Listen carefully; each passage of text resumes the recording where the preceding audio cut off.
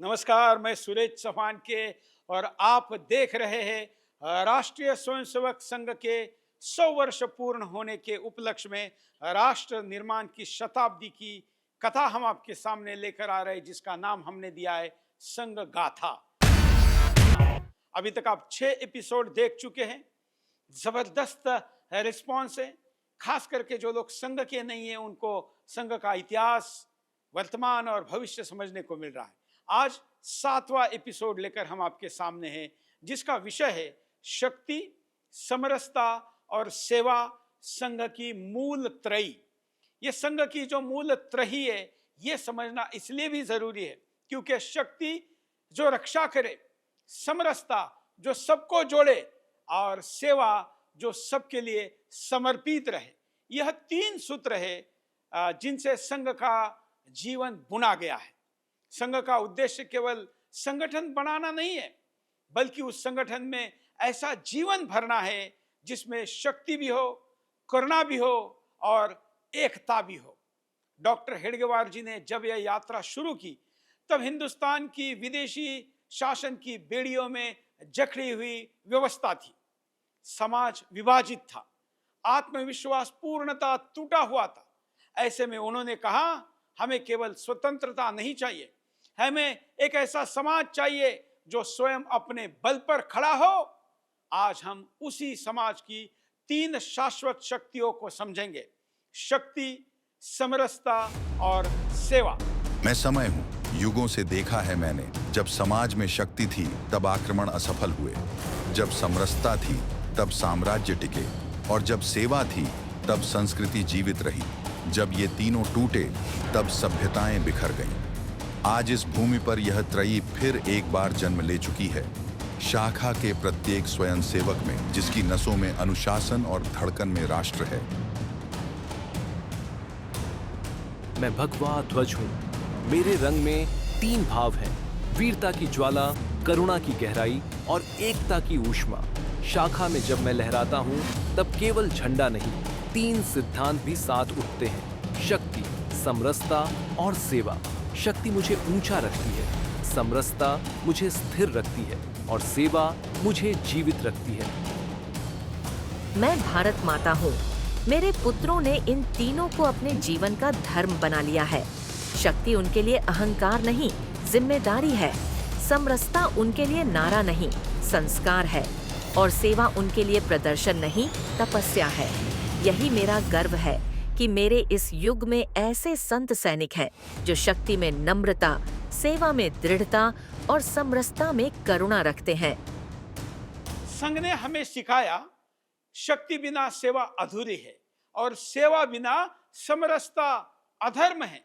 इन तीनों का संगम ही शाश्वत राष्ट्रवाद का सूत्र है, जो भारत को केवल एक देश नहीं बल्कि एक चेतना बनाता है। संघ की यात्रा को समझने के लिए इन 3 शब्दों को समझना जरूरी है: शक्ति, समरसता और सेवा। तीनों का आपस में गहरा संबंध है। संघ कहता है, जहां शक्ति नहीं वहां स्वतंत्रता क्षणभंगुर है, जहां समरसता नहीं वहां समाज दुर्बल है, और जहां सेवा नहीं वहां शक्ति और समरसता दोनों निर्जीव हैं। शक्ति संगठन की चेतना। संघ के संस्थापक डॉक्टर हेडगेवार कहते थे, व्यक्ति की नहीं, संगठन की शक्ति स्थायी होती है। उनके लिए शक्ति का अर्थ हथियार नहीं, एकता की ऊर्जा था। शाखा के लाठी अभ्यास और दंड युद्ध केवल शारीरिक व्यायाम नहीं, वे अनुशासन, सहयोग और नेतृत्व की प्रयोगशाला है। हर शाखा में सीख दी जाती है कि बल से नहीं, मन से जीतो। संघ ने शक्ति को राजनीतिक नहीं, आध्यात्मिक दृष्टि से देखा। गुरुजी गोलवलकर कहते थे, शक्ति को जब धर्म का आधार मिलता है तो वह दमन नहीं, रक्षा बन जाती है। आज यही दर्शन सेना के सैनिकों से लेकर सेवा कार्यकर्ताओं तक हर क्षेत्र में दिखाई देता है। संघ की शाखाएं गांव-गांव में आत्मरक्षा से बढ़कर राष्ट्र रक्षा की भावना जगाती है। आइए। नमस्कार। आपा जी नमस्कार। आइए आइए, बैठिए बैठिए। बैठिए। कैसे आना हुआ अप्पा जी? डॉक्टर साहब, ये हैं लक्ष्मीबाई। लक्ष्मीबाई नमस्कार। कैसी हैं आप? गुस्से में हूँ। गुस्से में? क्यों? क्या आपका संघ सिर्फ पुरुषों का है? क्या 35 करोड़ हिंदुओं में सिर्फ पुरुष आते हैं? हम स्त्रियों का उसमें कोई स्थान नहीं। हमारा संघ सभी का है, पर हमने अभी तक महिलाओं के बारे में सोचा नहीं था। क्यों नहीं सोचा? जब सभी देवी देवता किसी असुर से हार जाते हैं तो वो शक्ति की आराधना करते हैं। हम वही शक्ति हैं। आप अपने संघ को इस शक्ति से अलग कैसे रख सकते हैं? अब तक हमारे पास महिलाओं का नेतृत्व करने वाला चेहरा नहीं था। अब आप हो। अगर आप ये जिम्मेदारी स्वीकार करती हैं तो संघ आपके साथ है।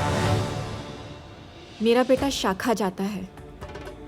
मैं उसी से सीखूंगी और सभी महिलाओं को सिखाऊंगी।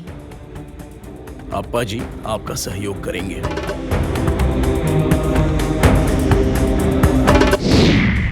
समरसता, सब में ईश्वर का दर्शन। डॉक्टर हेडगेवार जी ने कभी जाति, वर्ग या भाषा के नाम पर भेद नहीं किया। उनकी शाखा में हर व्यक्ति, चाहे ब्राह्मण हो या बनिया, माली हो या मजदूर, एक ही पंक्ति में खड़ा होता था। संघ ने कहा, हम एक पंक्ति, एक प्रार्थना और एक ध्वज के नीचे खड़े हैं। यही हमारी समरसता है। गुरुजी गोलवलकर ने कहा, समरसता का अर्थ है कि समाज में कोई ऊंचा या नीचा नहीं, सब ईश्वर की अभिव्यक्ति है। इस भावना से निकले समरस भोज, मंदिर प्रवेश आंदोलन और वनवासी सेवा प्रकल्प, जिन्होंने समाज के सबसे दूरस्थ हिस्सों को जोड़ा। समरसता केवल सामाजिक कार्यक्रम नहीं, यह संघ के डीएनए का हिस्सा है। हर स्वयं सेवक की शाखा दिनचर्या में यह दिखता है। पहले प्रणाम, फिर परिचय। सेवा, कर्मयोग का विस्तार, संघ की तीसरी और सबसे दृश्यमान धारा। सेवा, संघ का मत है, सेवा परोपकार नहीं, राष्ट्र धर्म है। 1947 के विभाजन के बाद लाखों शरणार्थियों के पुनर्वास से लेकर 1971 के युद्ध पीड़ितों की सहायता तक संघ के स्वयं सेवकों ने बिना नाम बैनर के काम किया। सेवा भारती, एकल विद्यालय, जन कल्याण समिति, वनवासी कल्याण आश्रम, ये सब संघ की सेवा परंपरा के जीवित साक्षी हैं। सेवा 3 स्तरों पर है। तन से श्रमदान और सहायता, मन से सहानुभूति और शिक्षा, धन से दान और समर्पण। साल था 1925। देश राजनीतिक आजादी की बात कर रहा था, पर डॉक्टर हेडगेवार को चिंता थी समाज की आत्मा की। वे कहते थे, गुलामी केवल तलवार से नहीं आती, मन की दुर्बलता से आती है। उनका विश्वास था कि जब तक समाज अपने भीतर शक्ति, समरसता और सेवा का संगम नहीं जगाएगा, तब तक स्वतंत्रता अधूरी रहेगी। उन्होंने इतिहास से सीखा था, जब समाज बंटा तब आक्रांताओं ने प्रवेश पाया, जब समाज एक हुआ तब भारत ने दिशा दी। नागपुर की उस छोटी सी शाखा में उन्होंने बीज बोया, जहां शक्ति का अर्थ अहंकार नहीं, संयम था। समरसता का अर्थ समानता नहीं, एकत्व था। और सेवा का अर्थ दान नहीं, धर्म था। वहीं से शुरू हुई वह साधना जिसने भारत को फिर से संघ में जोड़ा।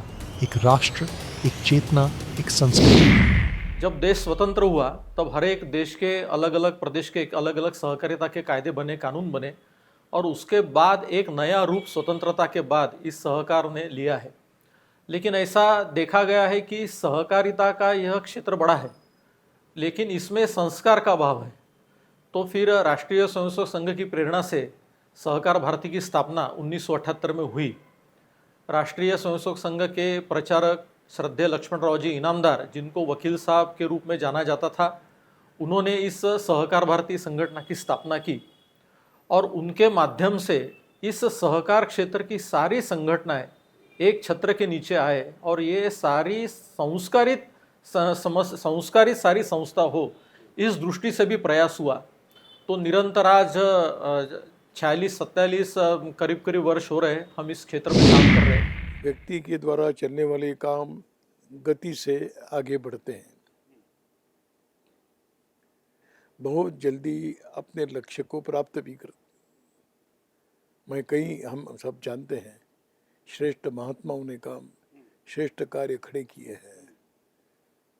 इसकी एक कमजोरी है, उस व्यक्ति के साथ उस कार्यों का भी लय प्रारंभ होता है। अगर इस देश में नित्य निरंतर चिरंतन इस प्रकार के कार्य की चलने की आवश्यकता है, तो यह कार्य बिना समूह के चलना संभव नहीं। एक बात, एक व्यक्ति के विचारों की, अपनी एक संकल्पनाओं की, प्रतिभाओं की एक मर्यादा रहती है। जब सामूहिक प्रतिभा इकट्ठी होती है तो उस कार्य का निखार, कार्य की गुणवत्ता कई गुना बढ़ जाती है। संघ मानता है जो समाज के दुख को अपना दुख समझे वही सच्चा स्वयं सेवक है। ये सारा विश्व हमारा परिवार है। सर्वे भवन्तु सुखिनः, सर्वे सन्तु निरामयाः, ये हमारा आदर्श है। धर्म की जय हो, अधर्म का नाश हो कहने के बाद में प्राणियों में सद्भावना हो, विश्व का कल्याण हो, तो जो कहते हैं कि वो हिंदुत्व को ला रहे, भारत की सनातन परंपरा में विश्व के लिए जो शुभ है, जो मंगल है, वह भारतीय संस्कृति के मूल्यों को अगर आगे लाया जाता है, सब मानवता के लिए उचित और कल्याणप्रद है, उसका नाम हिंदुत्व है। पर क्या केवल नाम के कारण विरोध होना चाहिए? मुझे लगता है कि जो हम कर रहे वो शुभ है, वह मंगल है, और इसलिए उसका लाना ये उचित है। साधयति संस्कार भारती भारते नवजीवनम, यह संस्कार भारती की ध्येय गीत की पहली पंक्ति है। और इस पहली पंक्ति में ही संस्कार भारती के कार्य का प्रयोजन जो है उसका अर्थबोध हमको होता है। किस लिए संस्कार भारती कार्य कर रही है? तो भारते नवजीवनम के लिए कार्य कर रही है। और यह भारत का नवजीवन यानी भारत का एक ऐसा परिवर्तन, भारतीय समाज का ऐसा परिवर्तन जिससे जिस एक आदर्श समाज की हम संकल्पना करते हैं उस आदर्श समाज की स्थिति तक हमारा समाज पहुँचे, और उसके लिए संस्कार भारती का कार्य है। और यह समाज परिवर्तन के लिए संस्कार भारती ने कला को अपना माध्यम चुना है। अब सवाल आता है कि कला क्यों? तो संस्कार भारती का मानना यह है कि मनुष्य के मन को संपूर्ण परिवर्तित करने की जो ताकत ललित कलाओं में विद्यमान है वह और किसी माध्यम के पास वह ताकत नहीं होती, क्योंकि समाज व्यक्तियों से बना हुआ होता है। समाज का परिवर्तन यानी व्यक्तियों के मनों का परिवर्तन। और हम सब जानते हैं कि व्यक्ति के मन में जिस प्रकार से विवेक होता है उस प्रकार से विकार भी होते हैं। मनुष्य को पशु से और अलग करने के लिए हमारे यहाँ एक बहुत बड़ा अच्छा संस्कृत सुभाषित हर बार बताया जाता है कि साहित्य संगीत कला विहीना साक्षात पशुपुच्छ विहानहीना, यानी मनुष्य और पशु में अंतर क्या है? तो अंतर केवल इतना है कि मनुष्य साहित्य संगीत और कलाओं से परिचित है, साहित्य संगीत कलाओं को जानता है, और पशु उसको नहीं जानता। दूसरा स्तंभ है समरसता, जो संघ के जीवन का प्राण है। समाज में न कोई ऊंच नीच, न कोई भेदभाव, न कोई दूसरा। हम सब भारत माता की संतान हैं। यह भाव हर स्वयंसेवक के भीतर गूंजता है। शाखा में सब एक साथ खड़े होते हैं। वहां न पद देखा जाता है, न जाति, न भाषा, न क्षेत्र। केवल एक पहचान होती है, मैं भारत का स्वयंसेवक हूँ।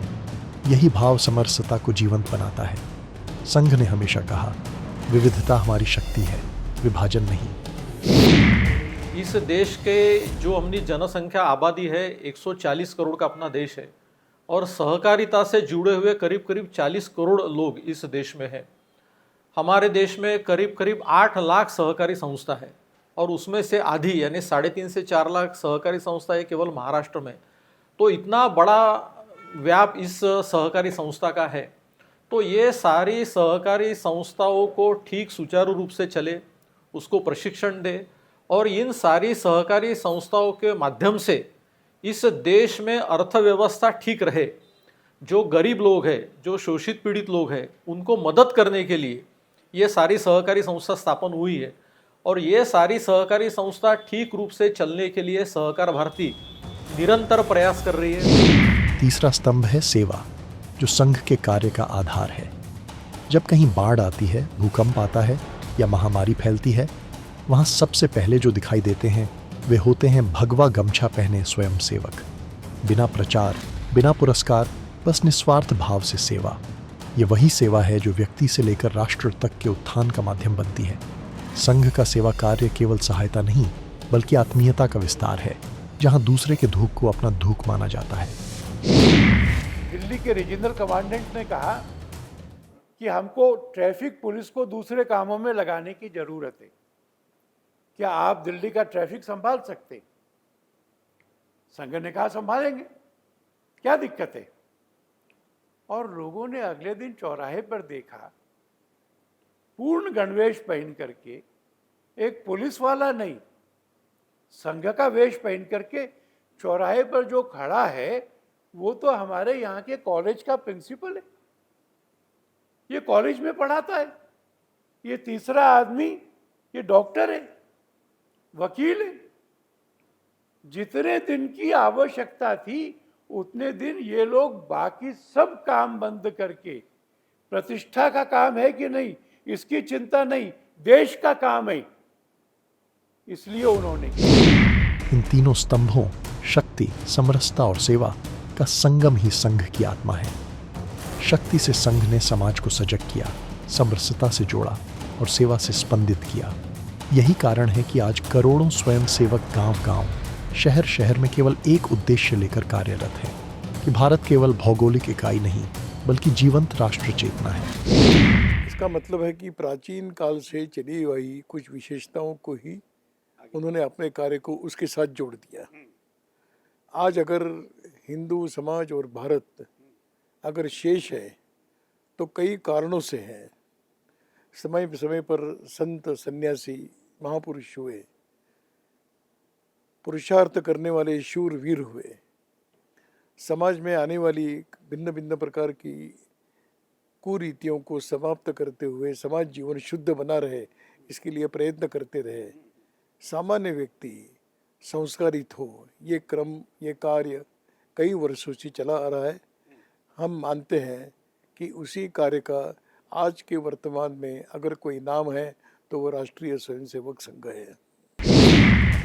संघ की यह त्रिवेणी हमें सिखाती है कि संगठित समाज ही शक्तिशाली होता है, समान समाज ही स्थायी होता है और सेवाभावी समाज ही महान होता है।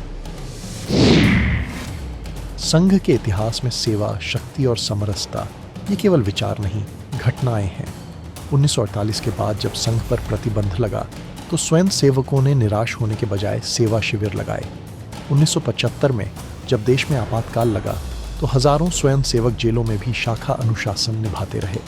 गुरुजी ने कहा था, सेवा और समरसता के बिना शक्ति खतरनाक है और शक्ति के बिना सेवा कमजोर। भारत के चिंतन में समगच्छध्वम संवदध्वम ये सूत्र बताया गया है। साथ साथ चलेंगे, साथ साथ बोलेंगे, वही चिरंतन होता है। समगच्छध्वम संवदध्वम ये अगर करना है तो एक व्यक्ति नहीं, समूह के बल पर चलेगा। और समूह के बल पर चलने वाले कार्य की दो कमजोरियां हैं।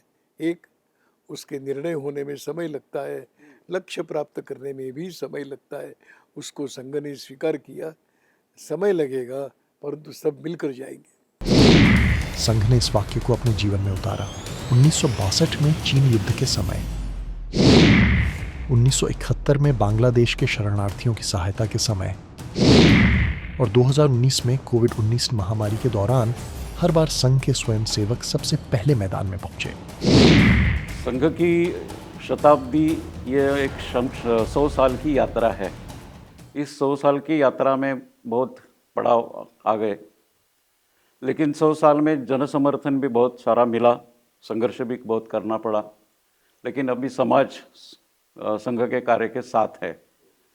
तो इसी हिसाब से ये 100 वर्ष होते होते समाज के लिए संघ ने एक परिवर्तन की पंचसूत्री निकाली है। वो जो वैसे तो परिचित भी है, लेकिन वह भी आग्रह का विषय किया है कि अपने व्यक्तिगत आचरण में ये पंचसूत्री का हम निर्वहन करेंगे और हमारे परिवार में भी, कुटुंब में, फैमिली में इसका निर्वहन करने का आग्रह संघ करता है। सेवा क्षेत्र का यदि विचार किया तो सेवा क्षेत्र में संघ ने जितना काम किया और कर रहा है वो काम आज तक किसी भी पार्टी ने, किसी भी संस्था ने नहीं किया। 1952 में संघ की जो सेवा कार्य था वो 1952 में शुरू हुआ। वो जशपुर मध्य प्रदेश में है। उसमें वहाँ किया। मोरू भाऊ केतकर संघ के प्रचारक थे और बाला साहब देशपांडे ये सरकारी अधिकारी थे। उन्होंने इस्तीफा देकर और पहले वनवासी कल्याण आश्रम का स्थापना की, पहली जशपुर में मध्य प्रदेश में और बाद में पूरे देश में हर एक प्रांत में संघ का सेवा कार्य आज संघ जितना करता है उतना कोई भी पार्टी, कोई सामाजिक संस्था नहीं कर रही है, कर भी नहीं सकती। इसीलिए डॉक्टर जी के पास जब मौसी केलकर जी आई तो उन्होंने ये कहा कि ऐसा काम तो महिलाओं में भी होना चाहिए। तो फिर डॉक्टर जी ने कहा कि हाँ बिल्कुल आप ये काम करिए, हम पूरी तरह आपको प्रोत्साहन करेंगे, सहयोग करेंगे। और इसलिए 1936 में संघ की जो कार्यपद्धति और विचार है उसी पर आधारित केवल महिलाओं के लिए ऐसा राष्ट्र सेविका समिति का कार्य भी प्रारंभ हुआ, जो आज उसका भी काफ़ी विस्तार हुआ है। डॉक्टर जी, हम इतनी मेहनत क्यों करें? देश तो अंग्रेजों से मुक्त होगा ही। बेटा, स्वतंत्रता केवल सत्ता बदलना नहीं है, यह आत्मनिर्भरता और आत्मसंयम की परीक्षा है। शक्ति का अर्थ शासन नहीं, स्वयं पर नियंत्रण है। समरसता का अर्थ केवल एक थाली में भोजन करना नहीं, एक हृदय से महसूस करना है कि हम एक ही परिवार के अंग हैं। आप कौन हैं? मैं कोई नहीं, बस भारत का एक सेवक हूँ। ये वही भाव है जहाँ व्यक्ति लुप्त हो जाता है और केवल राष्ट्र शेष रह जाता है। संघ की शक्ति किसी पर प्रभुत्व के लिए नहीं, बल्कि सबको सशक्त बनाने के लिए है।